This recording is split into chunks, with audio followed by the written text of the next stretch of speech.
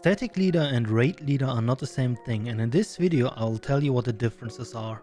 What's up guys, I'm Dai, and in this video I'll explain to you what the differences are between a raid leader and a static leader with my 8 years experience of raiding. If you are a static or a raid leader, let me know in the comments and let's get right into it. Part 1. The static leader. The static leader is basically the manager of the group.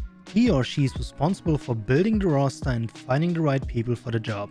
They are the one that posts on Reddit, sits in a party finder all day to recruit someone, or joins 5 different Discord servers to look for the perfect player to fit within the group's dynamic. They are also responsible for the base structure of the group, which includes what kind of group it will be. Is it a casual group that raids twice a week for maybe one lockout, or a hardcore group that raids every day to clear whatever content in the first week, or something in between? Usually the static leader is also responsible for the harder choices of the group and has the last say in them. For example, if someone needs to be replaced, they bring it up and discuss it with the group, whilst also working to mitigate and resolve personal disputes between static members.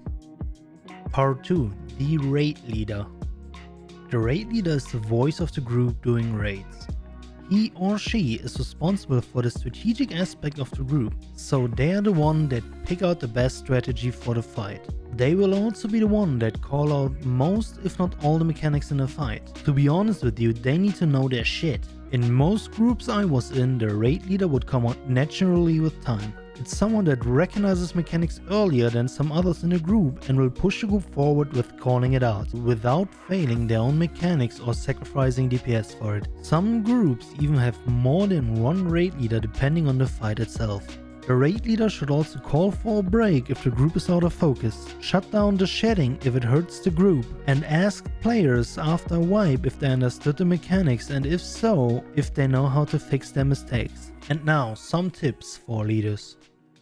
The tone matters. Choosing the right words and the right tone is really important as a leader. When you are a leader, people look to you as a guide, and if you are upset, annoyed with someone, angry, or act like a defeatist, this will hurt your group's morale and focus. Always try to be positive, because if you are positive, everybody else will be positive and more optimistic to clear the fight. Be honest with your group. This coincides with how you say things, as you want to say things optimistically but never keep your group in the dark or hold information from them. Most of the time, being honest about problems, recruitment, the state of the group, or anything else, it's better and will help the group out long term. Be determined.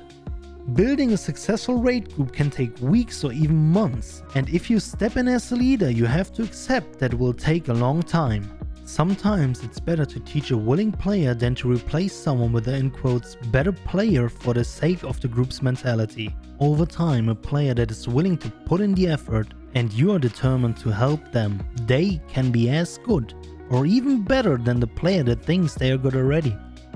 So there you have it, all the information I could think of and what are, in my opinion, the differences between a raid leader and a static leader. If you have any questions about any of this, let me know in the comments and I will try my best to help you out. I would appreciate it if you leave a like if you liked the video or a dislike if you hated it. Also, I would be happy if you subscribe to my channel because I'm planning to make a bunch of videos like this in the future.